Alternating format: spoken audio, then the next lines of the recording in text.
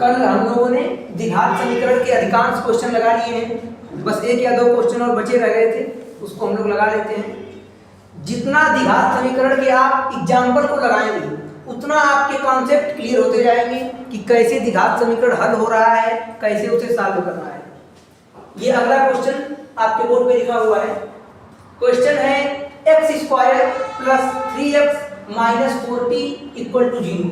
इसे सॉल्व करना है। तो मैंने बार बार बताया है एक बात कि अगर ये डाउट हो कि सर कैसे पहचानेंगे कि ये द्विघात समीकरण है, तो मैं पहले बता चुका हूं कि ऐसा समीकरण जिसकी अधिकतम घात 2 होती है उसे द्विघात समीकरण कहा जाता है। और द्विघात समीकरण को हल करने की मुख्यतः 3 विधियां होती हैं। पहला गुणनखंड विधि, दूसरा पूर्ण वर्ग विधि और तीसरा श्रीधराचार्य सूत्र, जिसमें हम लोग पढ़ रहे हैं गुणनखंड विधि। किस विधि को हम लोग पढ़ रहे हैं? गुणनखंड विधि, फैक्टराइजेशन मेथड। तो गुणनखंड विधि से किसी भी द्विघात समीकरण को सॉल्व करते समय किनारे की वैल्यूज का आपस में गुणा करते हैं।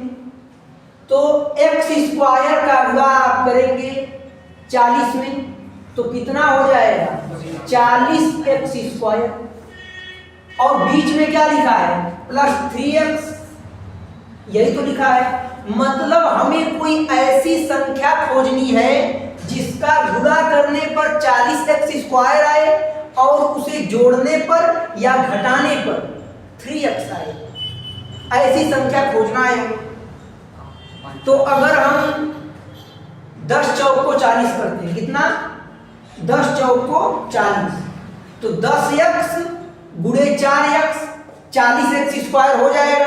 पहली वाली बात तो प्रूफ हो जाएगी, लेकिन क्या 10x में से 4x घटाने पर या फिर 10 में 4 जोड़ने पर क्या 3x मिलेगा? नहीं।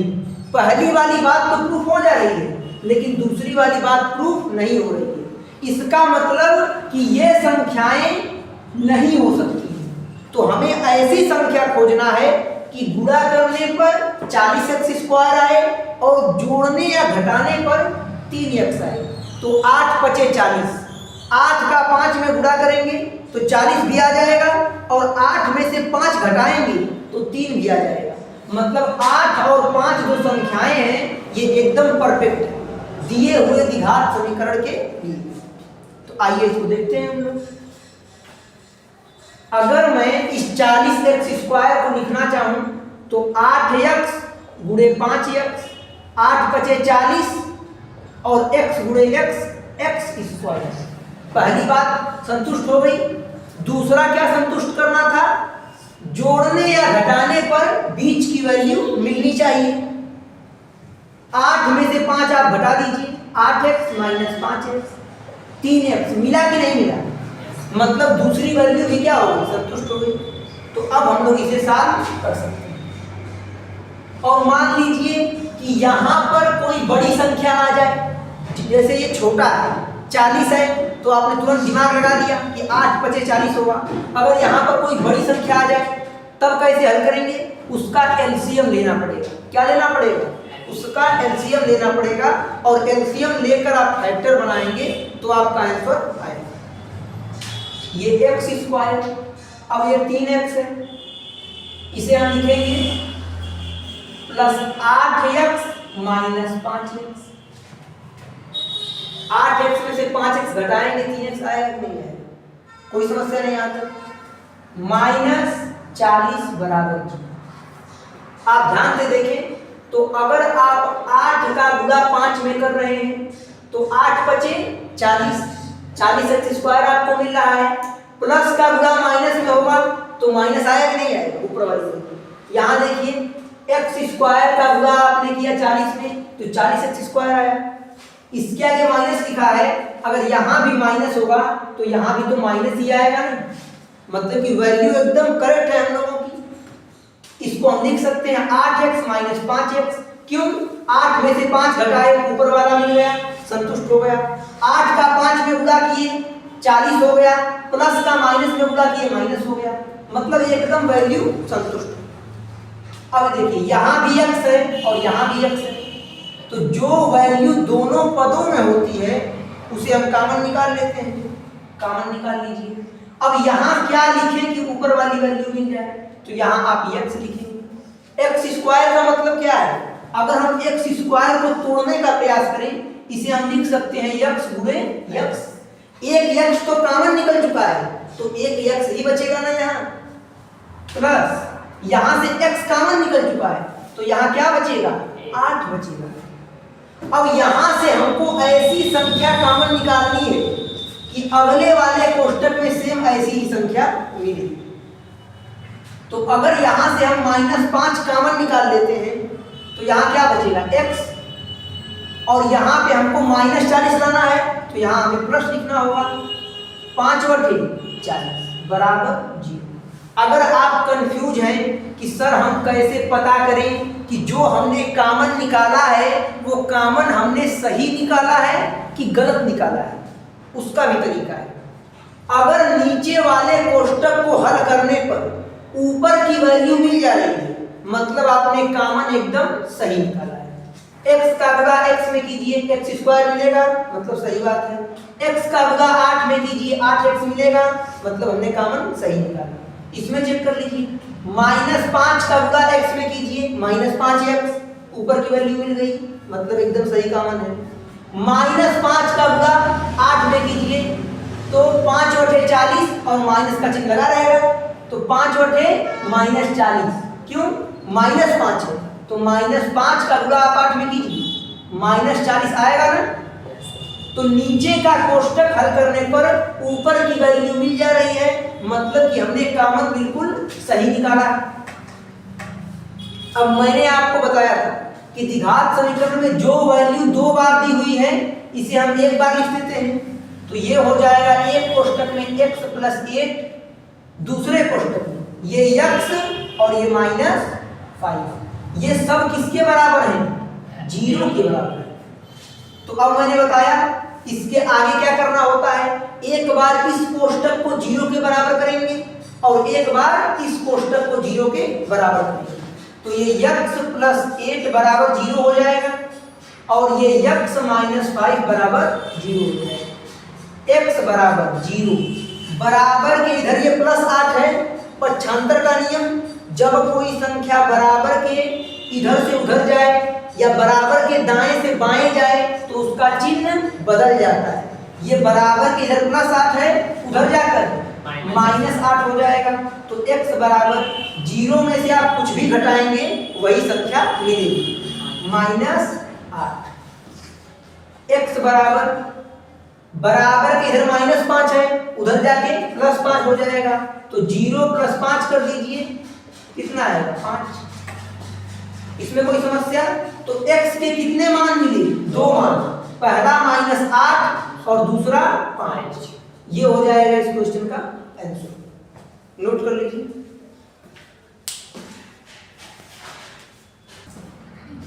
तो ये क्वेश्चन सॉल्व हो चुका है। हमारे x के 2 वैल्यूज आई हैं, x बराबर -8 और 5, मतलब x के 2 मान आ रहे हैं। अगर आप ये जानना चाहते हो कि सर हम कैसे पता करें, आखिर हम कैसे पता करें कि हमने द्विघात समीकरण को सॉल्व किया है तो इसका आंसर सही आया है कि गलत आया है, तो अगर एग्जाम में आपके पास एक्स्ट्रा टाइम बच रहा है तो आप द्विघात समीकरण को हल करने के बाद ये चेक कर सकते हो कि आपका आंसर सही है कि गलत है। आइए देखते हैं। ये था हमारा द्विघात समीकरण, इसको हमने जब हल किया तो हमारे पास x की 2 वैल्यूज आई। पहली वैल्यू आई x बराबर -8 और दूसरी वैल्यू आई x बराबर 5। कोई एक वैल्यू आप रखिए, अगर LHS बराबर RHS आ जाए, द्विघात समीकरण के जो मूल आपने निकाले यही निकाले हैं ना, x बराबर -8 और 5, हम पहले -8 रख देते हैं। अगर x का मान रखने पर LHS और RHS आपस में बराबर आ जाए तो मतलब कि एकदम 100% आपका क्वेश्चन सही लगा हुआ है। देखिए LHS का मतलब क्या है, लेफ्ट हैंड साइड, और RHS का मतलब क्या है, राइट हैंड साइड। इसे बोलते हैं बायां पक्ष, इसे क्या बोलते हैं, बायां पक्ष, और इसे बोलते हैं दायां पक्ष। अगर ये दोनों वैल्यू आपस में बराबर आ जाएं तो मतलब कि हमारा क्वेश्चन एकदम सही लगा हुआ है। तो x का मान x की दो वैल्यू मिली है, -8 और 5। हम x का मान -8 रख करके चेक करते हैं। जहां जहां x दिया है वहां वहां -8 आप लोग रख दीजिए। x स्क्वायर है, x के प्लेस पे -8, ऊपर स्क्वायर दिया है, हम भी स्क्वायर लगा देंगे, प्लस 3। मैंने बताया था एक अचर और एक चर के बीच में अगर कोई चिन्ह न दिया हो तो कौन सा चिन्ह मानते हैं, बुरा का चिन्ह। x की वैल्यू -8 -40 बराबर 0। 8 का स्क्वायर, इसे लिखेंगे -8 गुणे -8। बच्चे यहाँ बड़ा कंफ्यूज होते हैं कि -8 का स्क्वायर -64 होगा, लेकिन ये बिल्कुल गलत है। -8 का स्क्वायर -64 नहीं होता है। क्यों नहीं दिखा रहा, प्लस 3 बड़े 24 -24 -40 बराबर। जब आप -8 का स्क्वायर करेंगे तो साथ ही साथ माइनस का भी तो स्क्वायर होगा, और माइनस गुणे माइनस प्लस हो जाता है। इसीलिए अगर कोई संख्या माइनस में है और उसके पावर में कोई सम संख्या है, कैसी संख्या, सम संख्या, तो वो सदैव धनात्मक बन जाएगी। क्या बन जाएगी, धनात्मक बन जाएगी। तो 8 क्या हो जाएगा 64, और माइनस गुणे माइनस प्लस, और प्लस को लिखने की कोई आवश्यकता नहीं होती है, प्लस। अब प्लस का गुणा माइनस में होगा, तो मैंने आपको बताया प्लस गुणे माइनस क्या होता है, माइनस होता है, तो यहाँ माइनस हो जाएगा। ये 24 और -40 बराबर 0। अब देखिए ये 64 है, मैंने बताया अगर दो वैल्यू आपस में माइनस में लिखी है तो वो वैल्यू आपस में जुड़ती है, लेकिन चिन्ह सदैव माइनस का लगता है। तो -24 और -40 आपस में जोड़िए, -64 आएगा, -64 बराबर 0। 64 में से 64 गया, 0 बराबर 0। मतलब दायां पक्ष और बायां पक्ष बराबर आ गया, मतलब हमारा आंसर क्या है, सही है। इसे कहते हैं हम लोग उत्तर की जांच। उत्तर की जांच, दायां पक्ष और बायां पक्ष बराबर आ गया, मतलब हमारा आंसर क्या है, बिल्कुल सही है। आप इसे भी नोट कर लीजिए।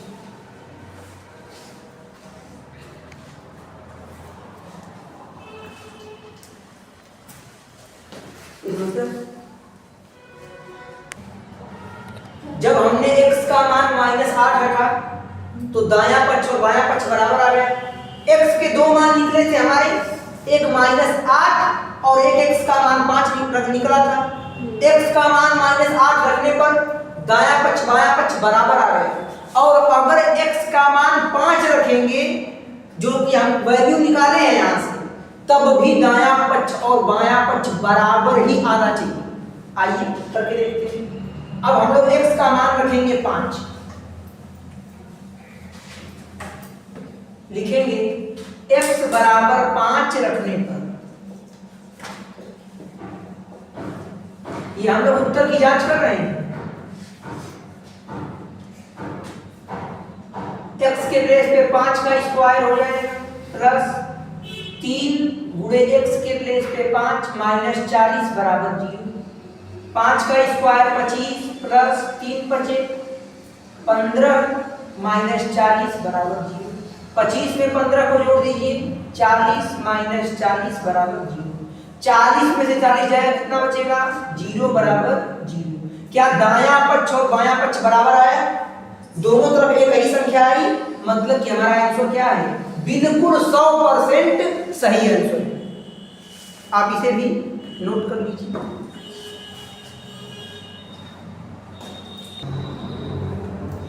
हम लोगों ने द्विघात समीकरण का हल ज्ञात किया। तो जैसे जब हम द्विघात समीकरण को हल करते हैं, किसी वैल्यू को दो संख्याओं में तोड़ते हैं, जिसका गुणा करने पर कोई एक संख्या आती है और जोड़ने या घटाने पर दूसरी संख्या आती है। फिर द्विघात समीकरण में हमको कॉमन निकालना होता है। तो यही एक बच्चे का क्वेश्चन आ गया कि सर कॉमन कब निकालते हैं और कॉमन क्यों निकालते हैं। आइए उसको समझते हैं कि आखिर कॉमन क्यों निकाला जाता है, कॉमन कब निकाला जाता है।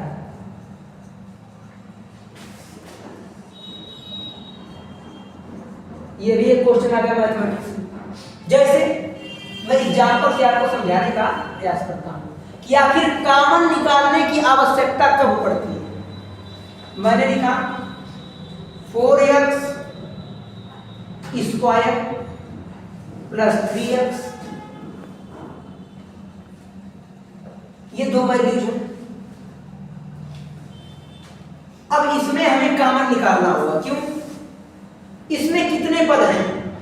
दो पद, ये पहला पद और ये दूसरा पद। ऐसी संख्या जो एक से अधिक पदों में विद्यमान होती है उसे हमेशा कॉमन निकाल लेते हैं। इसमें 4 है, क्या इसमें कहीं 4 दिख रहा है? 4 का गुणनखंड होता है 2, क्या इसमें कहीं 2 है? मतलब इसमें से कोई संख्या कॉमन नहीं है। यहाँ x स्क्वायर है और यहाँ पर x है, मतलब यहाँ से x कॉमन निकल जाएगा।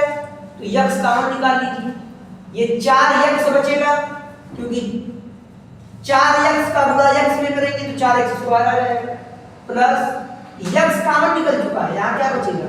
3।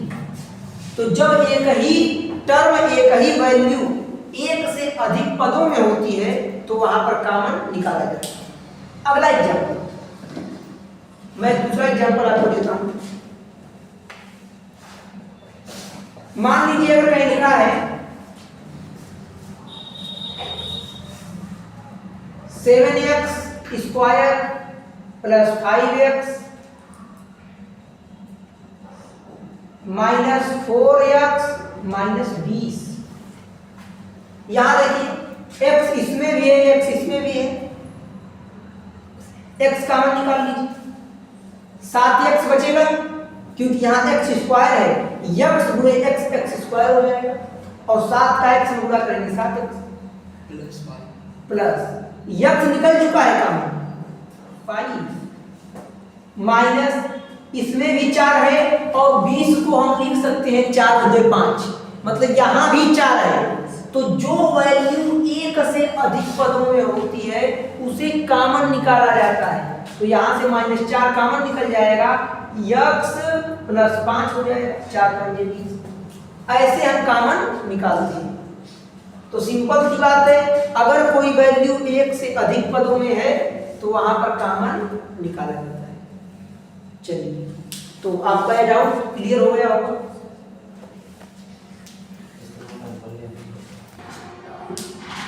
ये अगला क्वेश्चन आपके बोर्ड पे लिखा हुआ है, x स्क्वायर माइनस 9 बराबर 0 को हल कीजिए। अब आप देखिए, क्या ये संख्याएं आपस में जुड़ या घट रही हैं? नहीं। इसको हम क्या लिख सकते हैं? x स्क्वायर माइनस 9 को हम लिख सकते हैं 3 का स्क्वायर। इस बात में तो कोई समस्या नहीं है, बराबर 0। इसको a मान लेते हैं और इसको b मान लेते हैं। तो ये a स्क्वायर है माइनस ये क्या है? b स्क्वायर है कि नहीं? अब इसका फार्मूला होता है a square minus b square बराबर एक कोष्टक में a प्लस b और एक कोष्टक में a माइनस b। फार्मूला है a square minus b square बराबर एक कोष्टक में a प्लस b, एक कोष्टक में a माइनस b। a की वैल्यू कितना है? x है, a का मान x है, यहां से तुलना करेंगे तो यही तो है। देखिए, स्क्वायर से स्क्वायर कट जाएगा, स्क्वायर से स्क्वायर कट जाएगा, a का मान x और b का मान 3, कोई समस्या नहीं। b का मान क्या है भाई? 3 आ गया। a के प्लेस पे x प्लस बी के प्लेस पे 3, ए के प्लेस पे x माइनस बी के प्लेस पे 3, और ये सब किसके बराबर हैं? तो हमने बताया जब ऐसी दो वैल्यूज होती हैं, एक बार इसको 0 के बराबर करते हैं तो x प्लस 3 बराबर 0, और एक बार इसको 0 के बराबर करते हैं तो x बराबर ये प्लस 3 बराबर के उधर जाकर माइनस 3 हो जाएगा। अरे 0 में से 3 माइनस होगा तो माइनस 3 ही तो आएगा। x बराबर ये प्लस 3 हो जाएगा। 0 में हम 3 को ऐड करेंगे, बराबर के इधर माइनस तो उधर जाके प्लस हो जाएगा, तो प्लस 3 ही तो आएगा। तो x के कितने मान आए? 2 मान, पहला मान -3 और दूसरा मान +3। ये आपका आंसर करेक्ट हो जाएगा। आप इसे नोट कर लीजिए। अगला क्वेश्चन आपके बोर्ड पर लिखा हुआ है x² - 16 बराबर 0। ये a² और ये b²। हम इसे क्या लिख सकते हैं? पहले ये देखिए, इसे लिख सकते हैं x² - 4 का स्क्वायर बराबर 0। a² - b² बराबर क्या होता है? एक कोष्ठक में a प्लस b, एक कोष्ठक में a माइनस b। एक स्क्वायर स्क्वायर की तुलना करेंगे, खत्म हो जाएगा। a के प्लेस पे x आएगा और b के प्लेस पे 4 आएगा, यही तो आएगा। a के प्लेस पे x प्लस b के प्लेस पे 4, a के प्लेस पे x माइनस b के प्लेस पे 4 बराबर 0 बराबर 0। एक बार इसको 0 के बराबर करेंगे तो x प्लस 4 बराबर 0, और एक बार इसको 0 के बराबर करेंगे तो x माइनस 4 बराबर 0। x बराबर ये हो जाएगा -4 और ये हो जाएगा x बराबर +4। x की दो वैल्यू आएगी, -4 4। आप इसे नोट कर लीजिए। सिंपल सी बात है, बस इतना ध्यान रखना है कि a² - b² का फॉर्मूला लगाना है। एक कोष्ठक में a प्लस b, एक कोष्ठक में a माइनस b, वैल्यू रखना है, आंसर आ जाएगा। फार्मूला लगाओ, आंसर पाओ।